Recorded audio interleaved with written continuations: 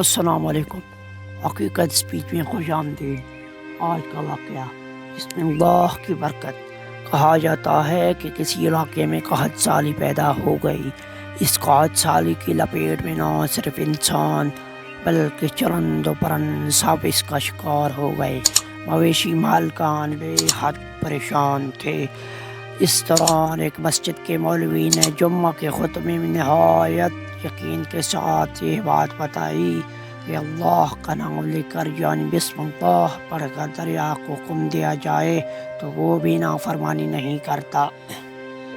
خطبہ سننے والوں میں ایک چرواہا بھی موجود تھا۔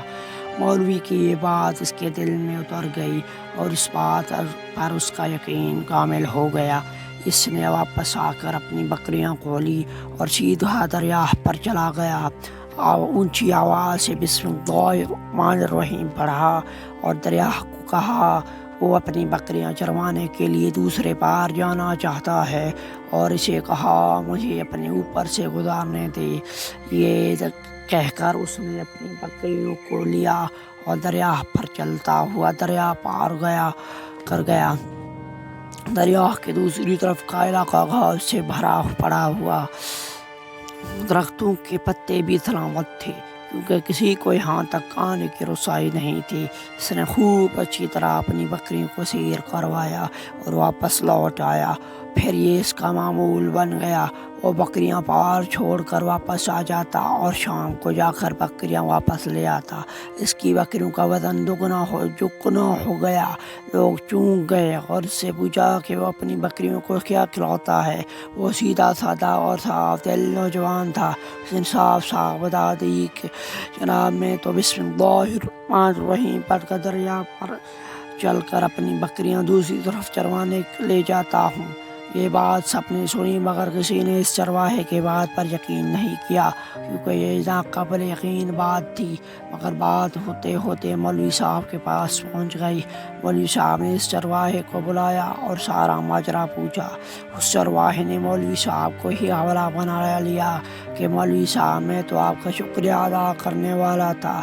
آپ نے جمعہ کے خطبے میں جو نسخہ بتایا تھا کہ بسم اللہ پڑھ کر دریا کو بھی حکم دیا تو وہ بھی انکار نہیں کرتا، تو میں نے تو بس آپ کے نسخے پر ہی عمل کر رہا ہوں۔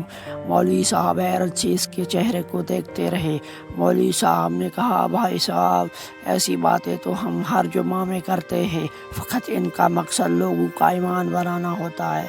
مگر بکریوں والا ڈرتا رہا کہ میں تو بسم اللہ پڑھ کر پانی پر چلتا ہوں اور بکریوں سمیت پانی پر چلا جاتا ہوں۔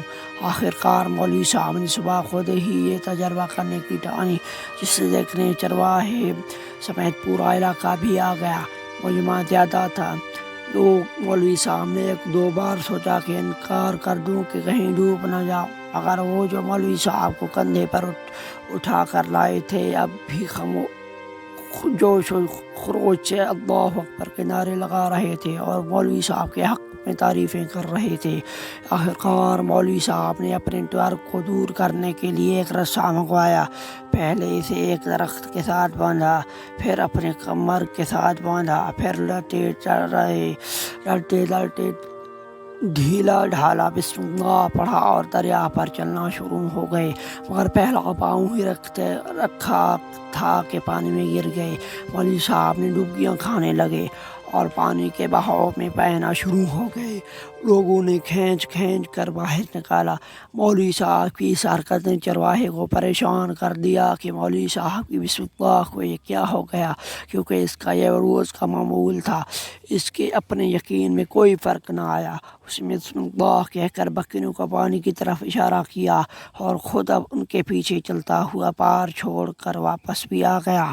لوگ اسے ولی اللہ سمجھ رہے تھے اور اس کے حق میں نعرے لگا رہے تھے، مگر وہ سب سے بے نیاز سیدھا سادہ انسان تھا۔